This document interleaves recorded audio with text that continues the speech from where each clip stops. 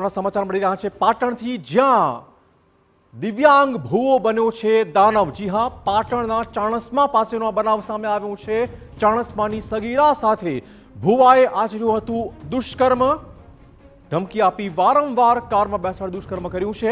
દિવ્યાંગ આ ભૂવાએ ધમકી આપી અવારનવાર કારમાં દુષ્કર્મ આચર્યું। જુઓ આ ભૂવાને, બે પગ પર સરખો ઊભો ન રહી શકતો આ ભૂવો હવસખોર નીકળ્યો છે, જેણે સગીરા પર નજર બગાડી। એટલું જ નહીં, આ દિવ્યાંગ દાનવે દુષ્કર્મનો વિડીયો સોશિયલ મીડિયામાં વાયરલ કર્યો। જોકે સગીરાના પિતાની ફરિયાદના આધારે આખરે આ ભૂવો પકડાઈ ચૂક્યો છે। તપાસમાં એ વિગતો સામે આવી રહી છે કે કોઈ ધાર્મિક પ્રસંગ વખતે તે સગીરાના સંપર્કમાં આવ્યો હતો।